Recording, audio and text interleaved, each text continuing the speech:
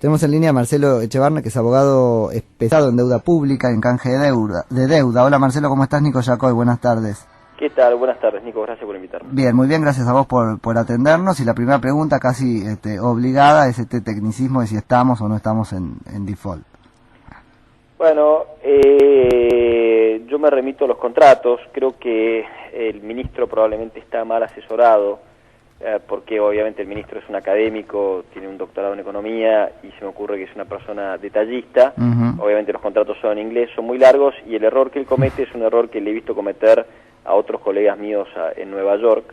Y eso es porque lo que el ministro dice es correcto cuando lee el documento principal. Lo que pasa es que lo que la gente no lee es la letra chica. La letra chica, claro. ¿No? Y la letra chica está en un documento que se llama Términos y Condiciones de los Bonos, que en general la gente no lo mira tanto en detalle. Y algunos abogados argentinos que escriben mucho han cometido el mismo error. Básicamente, la cláusula 4,1 del contrato, en el numeral 1, dice que cuando hay una falta de pago de capital o intereses, y esa falta de pago se mantiene por 30 días, se produce lo que se llama un evento de incumplimiento con mayúscula, que en inglés se llama Event of Default. O sea que Argentina, cuando pasa eso, está en default. El contrato, como dijo el ministro, dice que se le paga al Banco de Nueva York, y hay varios lugares donde dice cómo funcionan esos pagos, con lo cual Argentina dice, yo pagué, no puede haber un evento de incumplimiento.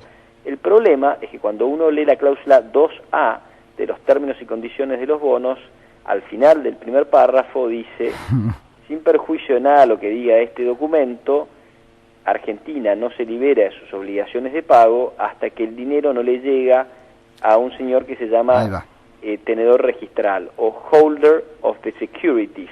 Entonces hay una falta de diligencia de la Argentina, no está cumpliendo, porque no es solo depositar, eso es una mentira. El prospecto dice tenés que hacer lo posible para que llegue. No lo posible, le tiene que llegar. Por eso, tenés que hacerlo llegar o no habrás cumplido. Exacto, Argentina no se libera de su obligación de pago. Si no se libera de su obligación de pago, entonces su obligación de pago concluye cuando la plata le llega a quien está afuera. Entonces Argentina falló en hacer ese pago hace 32 días, y ese pago se mantuvo por 30 días, y por eso hace 2 o 3 días es que entramos en default. Claro, no es un pago eficaz el nuestro, no llega, no.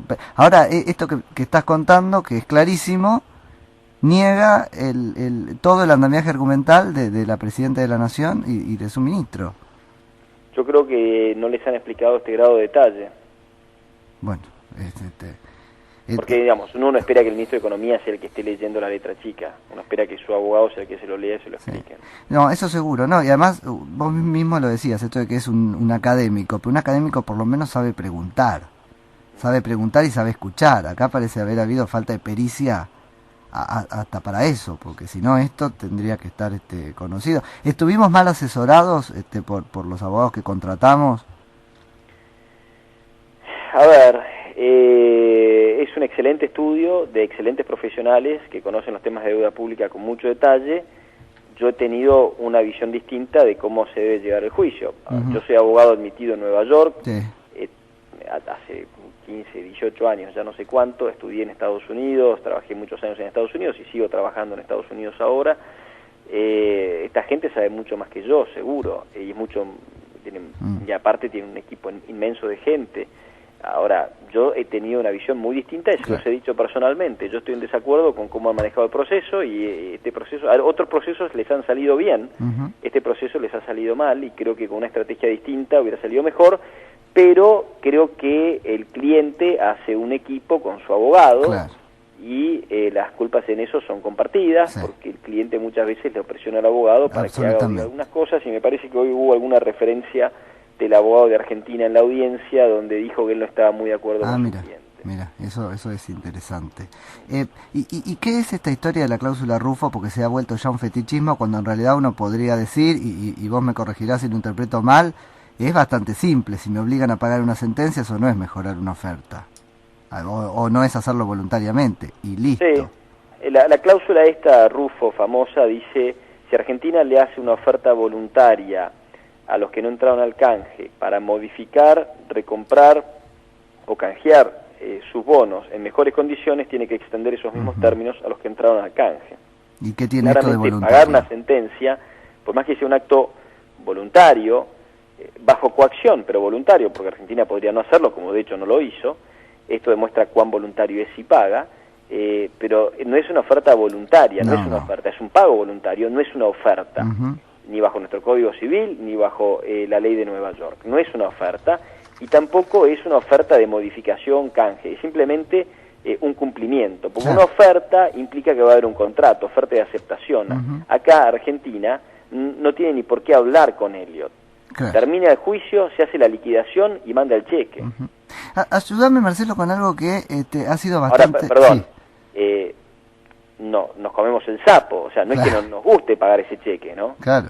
Perdimos el juicio. Totalmente. De hecho, está tan claro que lo hacemos, bueno, ahí entra el juego de que es voluntario y que no, pero digo que lo hacemos involuntariamente, que la verdad...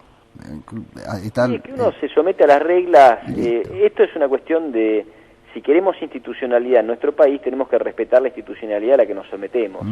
Entonces, como dijo un socio mío en CNN hace unos días, dice, mire, le preguntaban en CNN si el fallo había estado bien o había estado mal, y él dice, mire, dentro del marco normativo que existe en Estados Unidos, que no nos es muy favorable para deudores soberanos, porque no hay una ley de quiebras para deudores soberanos extranjeros, el juez dictó un fallo que se circunscribe dentro de ese marco normativo.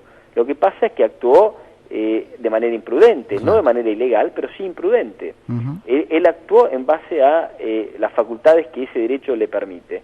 Ahora, desgraciadamente, esto es cuando en un partido de fútbol discutimos si no, fue con los tapones para adelante, plancha, tarjeta roja, expulsión directa, no, amarilla, no, bueno, no le el juez puede hacer cualquiera de las tres. Lo que no hacemos es incendiar el estadio. Entonces, no nos gusta, pero para eso tenemos árbitros.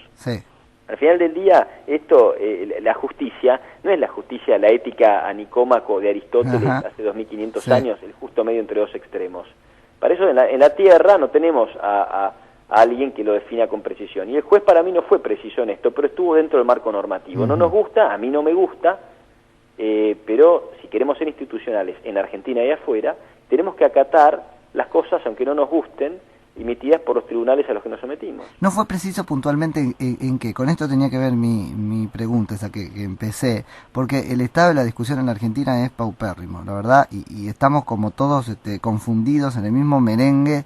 ¿Qué es lo que no fue claro? ¿Qué nos mandaba a hacer la sentencia? Digo, en relación con ambos pagos. La sentencia fue precisa. Yo lo que me refería por precisión es cuando uno define la justicia como el justo medio entre dos extremos, uno por exceso y otro por defecto. Entonces, claro. Eso es algo que tiene que ser milimétricamente preciso para ser justo. Los jueces no son justos desde el punto de vista de la justicia divina. Son justos dentro de la justicia terrena. La justicia terrena es falible. Pero hubo una igualdad geométrica ahí. Porque tenemos que poner una resolución definitiva y para eso tenemos un juez. ¿A qué nos obligaba la sentencia o nos obliga? No, la sentencia nos obliga. La sentencia, ¿qué es lo que dice? Argentina tenía que tratar a todos los bonistas de la misma manera. ¿Y la misma manera significa qué cosa? El mismo rango crediticio, el mismo rango de igualdad, todos los bonistas tienen el mismo rango de igualdad. Entonces yo tengo bonos que ingresaron a un canje con posterioridad a que Argentina emitió un contrato, dijo que tenían que tener este mismo trato de igualdad o mismo rango. A cada cual según lo que se le debe, digamos, volviendo a Aristóteles. Sí, exactamente. ¿No? Y el problema es que a uno le dijo, bueno, aunque yo te debo esto, que era el bonista anterior, con un contrato preexistente, sacamos una ley cerrojo que dice, bueno, en realidad al bonista preexistente no le reconozco nada, y no se lo reconozco por ley, entonces le bajé su grado de igualdad por una ley. Entonces uno puede ir y litigar, que es el bonista que entró al canje, tener una sentencia y cobrar si hay algo que no le gusta. El otro bonista no puede ir a litigar en Argentina porque hay una ley que se lo prohíbe. Tan es así que la Corte Suprema de Justicia, en el fallo Claren de hace 3 meses, le dijo a los bonistas que estaban ejecutando las sentencias extranjeras en Argentina que no lo podían hacer.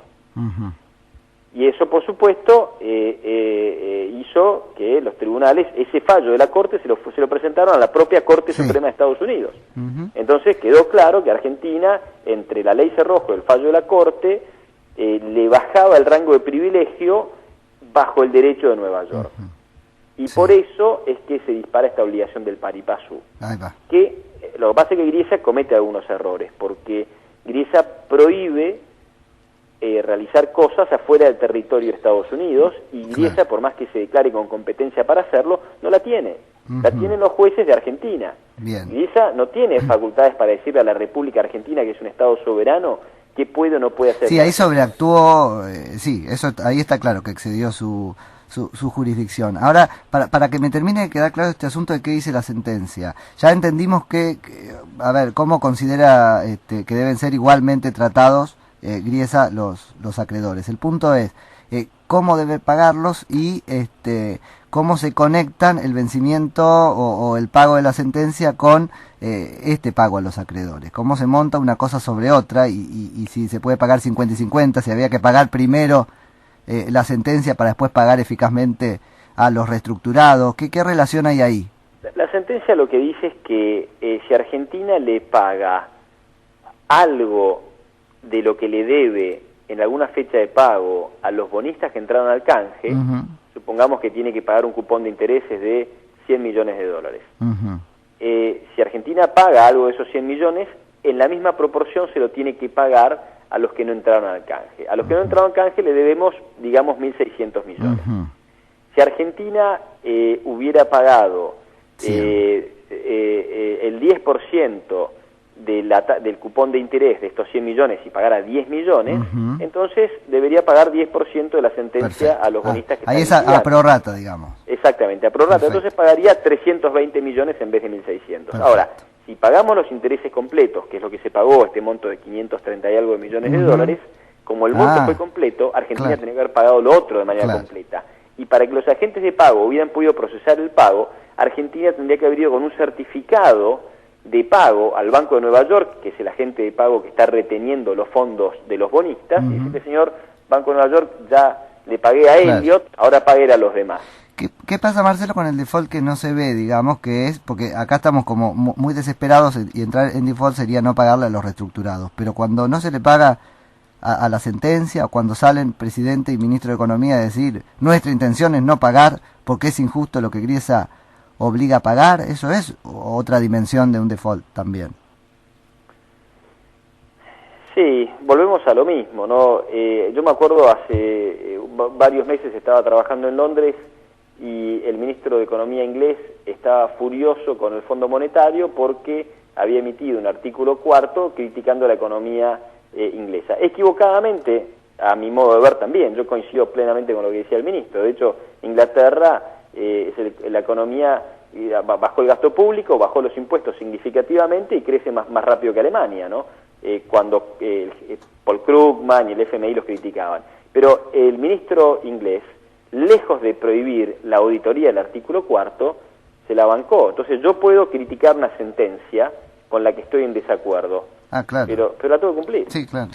Marcelo, Marcos Orteu te habla. Vos antes hablabas de los terceros, que el juez tomó de rehén al Banco de New York y a las otras agencias de pago. El juez ahora tiene que decidir cómo se le paga al resto, a estos terceros, a los bonistas que están en Japón, que están en Europa. ¿Qué pensás que va a decidir? Porque eso va a medir el tamaño también del default de Argentina. Mira, esta pregunta es buenísima porque en realidad el juez ya había resuelto este tema. Porque había dicho, los bonos reestructurados en dólares están sujetos a mi sentencia, y los bonos reestructurados en euros también. Ahora bien, acá se viene discutiendo hace varios días, con varias mociones de los bonistas europeos, a quienes los conozco y a su abogado también lo conozco, que lo están planteando muy bien, diciéndole al señor juez: mire, que acá esto usted no lo puede parar, porque esto ocurre afuera de Estados Unidos. Usted no tiene jurisdicción afuera de Estados Unidos, por más que usted piense que la tiene. En Estados Unidos, les aclaro, si uno tiene una actividad comercial en Estados Unidos, el juez considera que tiene jurisdicción personal sobre esa parte, y como Euroclear, que es el agente de pago de Europa, tiene una oficina en Nueva York y tiene una cuenta en Nueva York, el juez dice: yo tengo jurisdicción sobre usted, y así es que el Euroclear se ha sometido a la jurisdicción del juez. Pero se somete hasta que haya un juez en la jurisdicción de constitución de Euroclear, que es Bélgica, y diga: no, señores, usted tiene que cumplir con la ley belga, que dice que no se pueden interferir con los pagos. Que eso ya lo hicieron, además. No lo dijeron todavía. El fallo lo vamos a tener, yo creo que antes de fin de año, probablemente de acá a un par de meses. Va a haber un fallo en Bélgica, y yo creo que el fallo en Bélgica va a ser favorable a que estos pagos se procesen. Griesa, que si bien se pierde a veces un poco, tiene claro que tiene un problema y que no lo va a poder evitar y que va a ser un lío mucho más grande, y por ahora no está resolviendo ese tema. No creo que no lo esté resolviendo porque no sepa que le quedó colgado. No, hay varias mociones pendientes. Sí, hay varios. Y la orden de hoy fue muy clara, dice, permito el pago de los bonos, la acaba de salir hace media hora. Permito el pago de los bonos en pesos y permito por una vez el pago de los bonos en dólares bajo ley local. Pero los demás bonos en dólares están afectados. De los euros ni una palabra. Así que tu pregunta pega en el clavo en este momento. Claro, que son los que no deberían estar afectados. Ahí hay como una situación de paradoja, ¿no? En este momento. Pero bueno. Quizás quiere contener, él está conteniendo el problema por ahora. Claro. Para ampliarlo siempre hay tiempo. Marcelo, dos cositas para finalizar. Una, se habla mucho en la Argentina sobre el padre de la criatura es la cláusula Rufo, y sobre que eso fue una cierta mala praxis. Otros dicen que sin cláusula Rufo no hubiese habido reestructuración posible. ¿Qué me decís sobre eso? Por supuesto, sin cláusula Rufo no hay reestructuración posible, eso no tenemos ninguna duda los que hacemos esto. Es muy fácil opinar, yo escucho mucha gente que critica las transacciones, pero que no cerró una negociación en su vida, ni siquiera una paritaria, ¿no? Entonces, ser académicos y discutir las cosas en teoría, uno en teoría está bien que discuta sobre qué cosas serían teóricamente posibles, pero yo en mi vida cerré más de 250 transacciones, yo sé lo que es estar ahí, que no sabés si cerrás o no cerrás, que se te cae todo, y hay ciertas cosas que no te gustan, pero las tenés que aceptar. Y la cláusula Rufo es una cláusula destinada a que uno no engañe a alguien que le pide una quita inmensa. Para que se den una idea, los bonistas que entraron en el 2010 al canje, fueron en el 2008 al gobierno a pedirle que les deje entrar. Dijeron, estamos litigando, pero no queremos litigar más, porque no somos litigantes. Litigamos porque en el 2005 no estábamos de acuerdo, pero bueno, después los bonos subieron de valor, con lo cual, por el solo hecho de la suba de valor de los bonos, subió la propuesta, y hoy estamos dispuestos a entrar.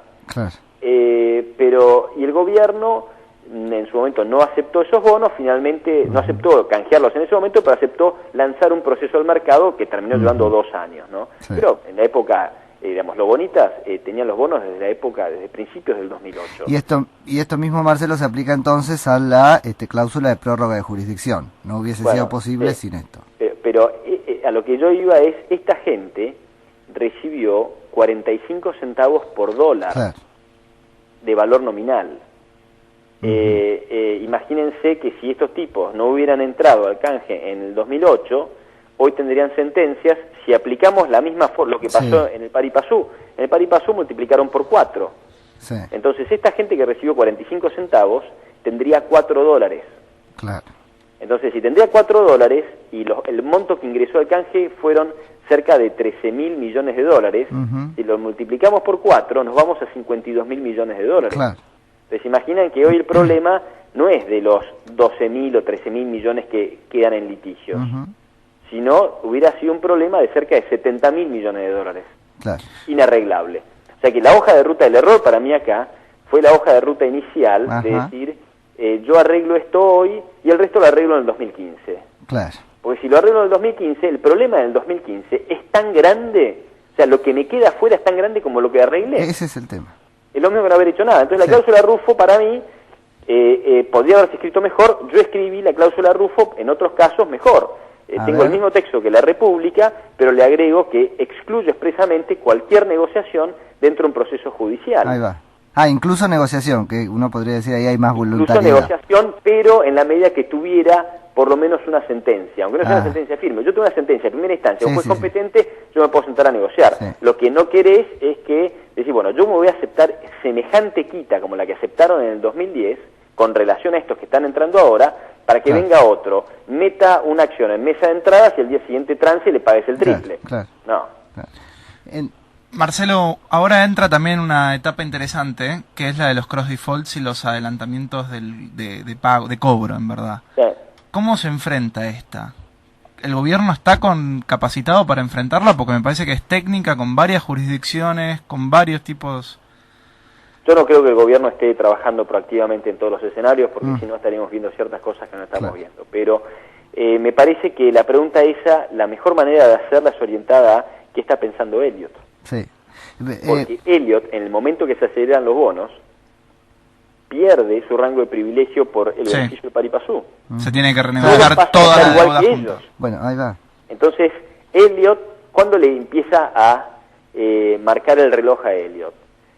El día que se aceleran los bonos pares, Elliott empieza a contar los días. ¿Por qué? Porque dentro de los 60 días, si Argentina paga los bonos discount, puede liberar el pago de los bonos pares y desacelerarlos, ¿no? O sea, esos bonos que vencen en el 2038, que si se aceleran, vencen hoy mismo, pueden volver a sus términos originales y vencer en el 2038 si Argentina paga el bono que dispara ese derecho a acelerar, que es el bono discount que no se pagó el martes. Bien. Entonces, si Elliott llega al día 59 y no hay ningún arreglo, a Elliott le conviene dar un stay voluntariamente, porque si no pierde todo el poder de negociación que tiene. Claro. Sí. Ahí en la desesperada búsqueda de sentido a la estrategia presidencial o de la Argentina, aparece una hipótesis que parece que condice con lo que pudo haber sido el consejo del bufete de abogados norteamericanos, que sería defaultear para reestructurar con jurisdicción argentina y sin cláusula Rufo, sino cláusula de acción colectiva. ¿Esto es posible o estamos desesperados por encontrar un sentido y lo inventamos? Yo estoy en desacuerdo con la opinión de Cleary. Hoy lo charlé con dos de los estudios más grandes de Nueva York y opinan igual que yo. Lo que creo que Cleary quiere hacer es lo siguiente. Dice, bueno, defaulteamos toda la deuda y una vez que defaulteamos toda la deuda, reestructuramos toda la deuda, incluso los holdouts. Y yo tengo que poder reestructurar todo. Nadie me lo puede impedir. Lo que pasa es que Griesa lo que va a decir es, me parece que acá me están haciendo trampa. Porque ustedes me están modificando los mecanismos de pago. Y yo tengo una orden judicial que los prohíbe cambiar los mecanismos de pago. Entonces, ¿cómo me lo van a cambiar? Y ahí es donde nadie sabe cómo va a decidir la justicia. Y de hecho, Elliott enseguida fue al juez y le dijo, señor juez, mire que esto viola la orden tal. Y el juez dijo, ¿cuál orden? No, hubo una audiencia, una discusión, la audiencia hace un mes y algo atrás, y por supuesto vamos a tener órdenes que van a decir diversas cosas sobre esto, y van a haber lo que llama supinas o notificaciones a todos los que intervengan, porque esto requiere la intervención de DTC, que es el clearing house en la agencia de clearing equivalente a caja de valores en Estados Unidos, la intervención del Banco de Nueva York, porque son todos bonos que se llaman book entry, es decir que el bono está registrado en una agencia de clearing que tiene anotado fulanito de tal es el único dueño de todos estos bonos, y abajo tengo 4 o 5 entidades financieras que abajo tienen 20 entidades financieras, que abajo tienen 100 entidades financieras, que abajo tienen miles de bonistas, ¿no? Entre todos ellos. Entonces esos miles de bonistas tienen que transferir sus bonos, y para eso tienen que actuar con el auxilio de las agencias de clearing y de todos los bancos internacionales. Si estos no pueden auxiliar a Argentina a violar la orden judicial, porque hay un artículo, que es el artículo 65 de la Ley de Procedimiento Civil de Estados Unidos, de Nueva York, que lo prohíbe, entonces va a ser muy difícil de hacer esto, y no imposible. De hecho, me citan a mí en la tapa del Financial Times de ayer, diciendo que creo que Argentina va a tratar de hacer esto, pero lo veo poco probable. Pero que no, claro. Bueno, podemos pensar entonces que es la estrategia, pero que no tiene asidero, es otra historia. Marcelo, para terminar, la estrategia de involucrar banqueros o de los banqueros por involucrarse, ¿qué sabes de eso? Yo lo que creo es que hay acá una negociación en la cual un grupo de bancos le dice a Elliott, yo te compro por 1.000 y algo de millones de dólares un pedazo de todos tus claims. Todos tus claims, en realidad, entre Elliott y los demás, estamos hablando de 4 o 5 mil millones. Estos 4 o 5 mil millones, un banco paga una parte, y el día que esta gente cobre, este banco recupera la primera parte. Para estos fondos tiene sentido porque sobre esa parte ellos descargan parte del crédito. Le dice, bueno, yo vendí a un buen valor una parte de mi crédito, me hice un montón de cash, a cambio de eso doy un stay, y si yo no cobro nada, los bancos no cobran nada, con lo cual acaba de haber un incentivo para que todos cobren. Eso es algo que me parece muy creativo, me parece muy interesante, requiere al final del día que Argentina esté dispuesta a pagar algo más que el canje de 2010, y la sensación que hay en mucha gente es que Argentina no quiere pagar más que el canje de 2010, quiere que la gente del mercado cubra el saldo porque va a tener un beneficio por pagar. Porque no se da cuenta que los bonos hoy están tan altos que ese beneficio no existe. Si los bonos colapsan, ese beneficio puede existir, pero si los bonos colapsan, al final del día es absurdo que Argentina se meta en el lío que se está metiendo por un monto que con relación a su Producto Bruto es insignificante. Es una pena porque, digamos, yo estoy en desacuerdo con cómo se manejó el juicio, estoy en desacuerdo con las medidas cautelares que se dictaron, no me gusta, pero la verdad que hay que mirar para adelante en la vida. Tenemos un futuro súper próspero si lo arreglamos rápido y aprovechamos que las tasas en el mundo siguen siendo súper bajas. Las empresas van a poder acceder a financiamiento muy barato y en consecuencia nos van a vender los productos en Argentina más baratos. Todos pagamos el costo de que el financiamiento argentino es más caro. Claramente. Marcelo, la verdad que nos aclaraste muchísimas dudas, así que te agradezco muchísimo por esta charla. No, un placer, gracias. Un abrazo grande. Era Marcelo Echevarne, que es abogado especializado en deuda pública, canje de deuda, que nos hablaba desde Nueva York.